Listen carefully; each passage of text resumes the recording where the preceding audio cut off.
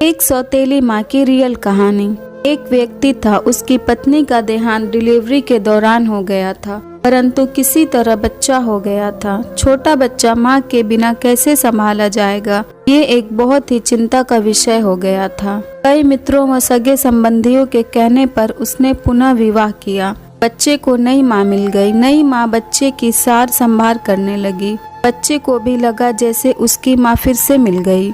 कुछ ही वर्षों में उस युवती को भी एक पुत्र हुआ और उसका ध्यान अपने नए बच्चे पर अधिक रहने लगा। धीरे धीरे उसकी दृष्टि में दोष आने लगा और वह पक्षपात से ग्रसित हो गई। अब उसे लगने लगा कि इस घर का वारिस तो बड़ा लड़का है और संपत्ति पर अधिक हक इसी लड़के का है। उसे अपने पुत्र के भविष्य की बहुत चिंता करने लगी। उसने अपने पति को समझा बुझा के राजी किया और बड़े लड़के की पढ़ाई लिखाई सब छुड़वा दी और घर के नौकर को भी हटा दिया तथा सब काम उसी लड़के से कराने लगी। बच्चे के ऊपर विपदा आ पड़ी। वो अभी दूसरी कक्षा में ही था और दुनियादारी कुछ नहीं जानता था। उसे यही लगता था माँ ने सही किया होगा। घर का सारा काम करते करते उसका पूरा दिन बीत जाता था। धीरे धीरे माँ ने उसे समझा दिया कि उसका असली कार्य अपने छोटे भाई की सेवा ही है और उसका छोटा भाई ही असली मालिक है। बच्चे ने माँ की आज्ञा मान ली और सदा ही अपने भाई की सेवा संभाल में तत्पर रहने लगा। अब वो बड़े लड़के को जरा जरा सी गलती होने पर डांटने और मारने भी लगी थी ताकि उस पर एक भय बना रहे। वो कोई अच्छा से अच्छा काम भी करता तो उसकी सौतेली माँ उसे बिल्कुल बेकार बताती, लेकिन फिर भी बालक के मन में माता के लिए प्यार ही उभरता। वो उसे सौतेली माँ नहीं मान पाता था। उस औरत ने घर के पूजा पाठ की भी जिम्मा भी उसी बच्चे को दे रखा था।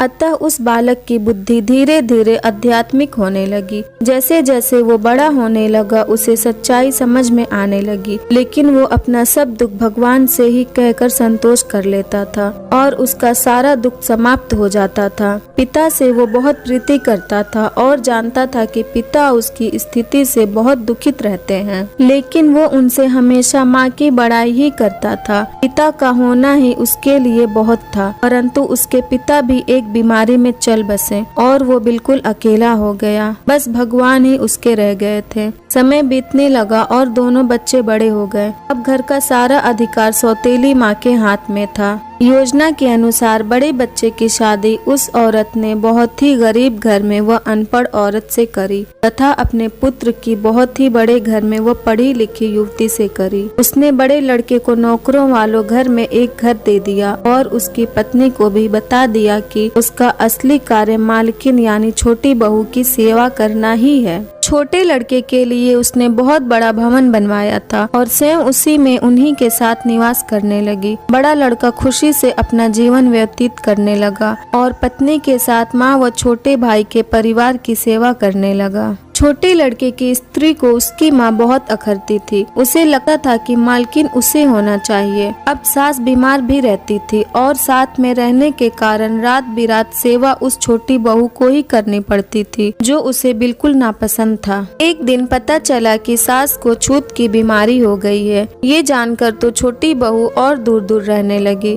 उसकी आंखों में सांस खटकने लगी। उसने अपने पति से कह दिया कि इस घर में या तो वो रहेगी या उसकी माँ।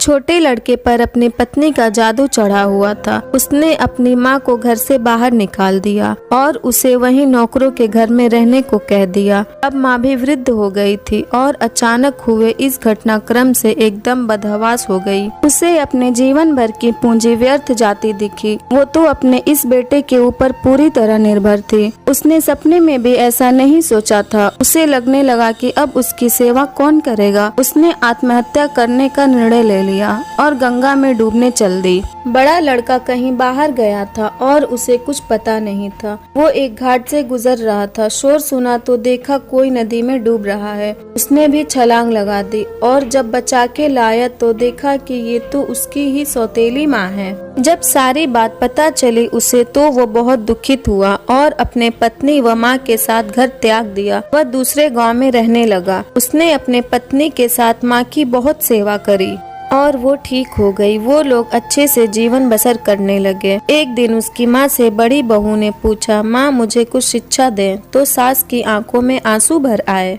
उसने मात्र इतना ही कहा कि बेटी, तुम्हारा पति तो भगवान के समान है, शिक्षा तो तुम्हें उसी से लेना चाहिए। मैं कहूँगी कि किसी को भी पराया नहीं समझना चाहिए और जीवन में किसी के साथ इतना बुरा मत करना कि जब वो तुम्हारे साथ फिर भी भलाई करे तो तुम्हारी आत्मा को गवारा न हो।